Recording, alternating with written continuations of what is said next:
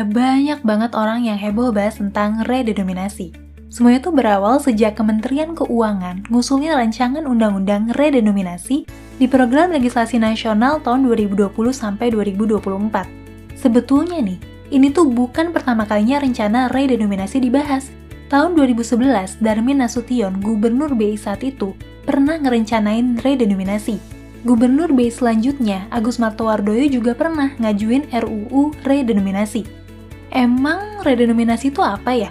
Ada nggak sih negara yang pernah ngelakuin ini? Apa aja sih dampaknya? Yuk kita bahas bareng-bareng. Singkatnya, redenominasi itu adalah menyederhanakan nominal mata uang dengan cara mengurangi digit angka 0 di mata uang yang bersangkutan. Oh iya, kamu harus tahu nih, redenominasi ini tuh nggak mengurangi daya beli uang yang kamu punya. Ini tuh beda sama sunering yang benar-benar memangkas daya beli uang yang kamu punya. Misalnya nih, katakanlah Indonesia tuh ngelakuin redenominasi 3 digit angka 0. Berarti nih, uang Rp10.000 tuh bakalan berubah jadi Rp10. Nah, kalau sekarang Rp10.000 tuh bisa dipakai buat beli semangkok bakso, setelah redenominasi, uang Rp10-nya juga tetap bisa nih dipakai buat beli semangkok bakso. Daya belinya tuh tetap sama, cuma 3 angka 0-nya aja yang dihapus. Jadi, uang Rp100.000 tuh bakal jadi Rp100. Uang Rp1.000.000 bakal jadi Rp1.000, dan uang Rp1 miliar bakal jadi Rp1 juta. Pokoknya tinggal dikurangi aja nih 3 angka 0-nya. Kira-kira kebayang ya? Sebetulnya, kita sebagai masyarakat tuh udah sering ngelakuin redenominasi dalam skala kecil di kehidupan sehari-hari. Misalnya nih, coba deh kamu lihat menu kopi di Starbucks. Harga minuman di menu mereka itu ditulis tanpa 3 angka 0. Banyak juga restoran yang nggak nyantumin 3 angka 0 di menu mereka. Dalam banyak kesempatan, kita juga sering ngeganti 3 angka 0 dengan huruf K, seperti 25K, 50K, 100K, dan lain-lain. Gak cuma itu aja, dalam komunikasi lisan pun kita sering ngelakuin ini. Misalnya nih, kalau kita lagi nawar harga sebuah barang di pasar, 250 boleh ya mas? 300 kemana nih? Yap, kita ngelakuin itu tuh buat kepraktisan aja, tapi nggak terregulasi. Sebenarnya ada nggak sih negara yang pernah ngelakuin redenominasi? Atau jangan-jangan cuma Indonesia aja yang berencana ngelakuin ini? Nah, redenominasi ini tuh udah dilakuin di banyak negara. Mulai dari Turki dan Romania di tahun 2005, Rusia di tahun 1998, sampai Brazil yang ngelakuin redenominasi sebanyak 6 kali di tahun 1960-an sampai 1990-an. Bahkan, Indonesia sendiri juga pernah ngelakuin redenominasi di tahun 1965. Jadi ini tuh bukan pertama kalinya Indonesia meredenominasi mata uangnya, karena kita tuh udah pernah ngelakuin ini sebelumnya. Ternyata banyak ya negara yang pernah ngelakuin ini. Emang redenominasi tuh tujuannya apa ya? Apa manfaatnya menghapus digit angka di mata uang? Nah, tujuannya tuh macam-macam, tergantung negara yang ngelakuin redenominasi tersebut. Misalnya nih, redenominasi di Rusia tahun 1998.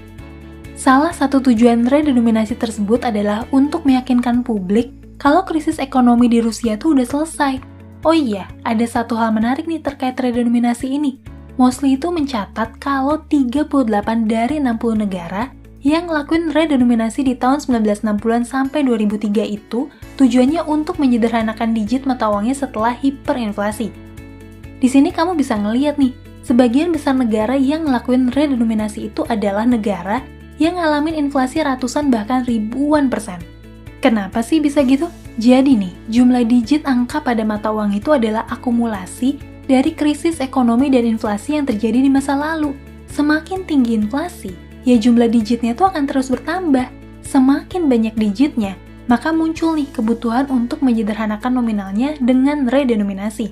Sekarang mungkin kamu bertanya-tanya, Indonesia kan nggak lagi kena hiperinflasi kayak Venezuela atau Zimbabwe. Ngapain sih kita harus redenominasi segala? Nah, dari yang aku lihat, ada 2 tujuan dan manfaat utama dari redenominasi ini. Yuk kita bahas satu-satu. Yang pertama, untuk ningkatin kredibilitas dan kesetaraan mata uang. Kamu perlu tahu nih, secara nominal, nilai tukar rupiah terhadap dolar tuh bedanya jauh banget.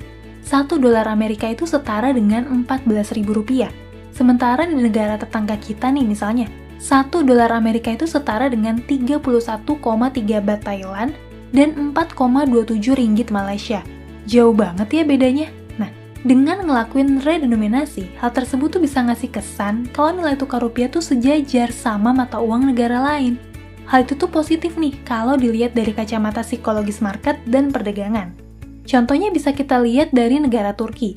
Sebelum redenominasi, 1 dolar itu setara dengan 1,8 juta lira. Setelah redenominasi, 1 dolar itu jadi setara dengan 1,8 lira. Itu tuh bikin mata uang lira bisa disejajarin dengan mata uang lainnya. Dan tentu aja nih, hal tersebut tuh juga bisa ningkatin kredibilitas dan daya saing mata uang lira di perdagangan internasional. Di sisi lain, pecahan uang 100.000 tuh adalah pecahan terbesar kedua di ASEAN setelah pecahan 500.000 dong Vietnam. Di Indonesia, pecahan 100.000 tuh daya belinya kecil banget. Mungkin cuma cukup untuk beberapa kali makan doang, tapi coba kita bandingin dengan dolar Singapura. 100.000 dolar Singapura tuh cukup buat biaya makan setahun penuh. Yang kedua, untuk efisiensi pencatatan baik dalam akuntansi atau kegiatan sehari-hari. Redenominasi ini tuh juga berdampak nih untuk menyederhanain pencatatan dalam akuntansi maupun dalam perhitungan sehari-hari. Kalau dipikir-pikir nih, 3 angka terakhir dalam nominal rupiah tuh hampir nggak kepake sama sekali. Cuma manjang-manjangin penulisan doang. Dengan memangkas 3 angka terakhir dalam nominal rupiah, semua pencatatan keuangan tuh jadi lebih sederhana dan juga bisa meminimalisir terjadinya kesalahan dalam pencatatan. Tapi balik lagi nih, di balik tujuan dan dampak positifnya, tentu aja pelaksanaan redenominasi tuh punya konsekuensinya sendiri. Dan kalau konsekuensi ini tuh nggak dimitigasi dengan baik, hal tersebut tuh bakalan berdampak buruk pada kondisi perekonomian di Indonesia. Apa aja sih konsekuensinya? Yang pertama, pembulatan harga berlebihan yang berujung pada inflasi tinggi. Kamu pernah dengar tentang money illusion nggak? Ini tuh terjadi ketika kita tuh cuma ngelihat angka pada uang doang, bukan pada daya beli uang itu sendiri. Saat ini nih, mungkin kita nganggep bayar makan sebesar 25.000 tuh biasa banget, dan kita tuh udah terbiasa sama uang puluhan ribu buat biaya makan. Ketika redenominasi, uang 25.000 itu berubah jadi 25 rupiah. Nah, di sini nih ilusinya. Kita tuh jadi ngelihat nominal 25 rupiah tuh kecil banget dan gak berharga. Padahal secara daya beli, 25 rupiah itu setara dengan 25.000 rupiah. Karena hal ini nih, mungkin kita akan cuek dan nganggap remeh kalau makanan kita yang beli itu naik jadi 30 rupiah. Atau dibulatin jadi 30 rupiah karena nggak ada kembalian. Ah, cuma 5 rupiah doang kok. Eits, jangan salah. Kenaikan 5 rupiah itu setara dengan kenaikan harga sebesar 20%. Atau nih, kita kan udah terbiasa dengan kata-kata 100 rupiahnya boleh didonasikan, Mbak. Nah, sekarang mungkin 100 rupiah tuh kelihatan kecil banget. Dan mungkin persepsi kamu terhadap 100 rupiah itu nggak akan langsung hilang gitu aja. Padahal setelah redenominasi, 100 rupiah tuh setara dengan 100.000 rupiah. Kalau ilusi ini tuh terjadi dalam skala besar, tentu aja nih, ini tuh bakal menaikkan angka inflasi. Yang kedua, pengeluaran biaya yang besar oleh pemerintah.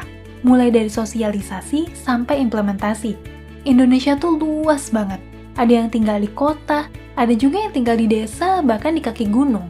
Ada yang udah terfasilitasi dengan gadget dan internet, tapi ada juga yang daerahnya tuh belum dijangkau sama jaringan internet. Jangankan internet, listrik aja tuh belum ada. Secara latar belakang pendidikan pun beda-beda. Ada yang menempuh pendidikan tinggi, di sisi lain ada juga yang masih buta huruf. Nah, tugas pemerintah adalah mengawal proses redenominasi, ngelakuin sosialisasi ke 267 juta masyarakat Indonesia yang terpencar-pencar di berbagai pulau dan dengan latar belakang kondisi yang beda-beda.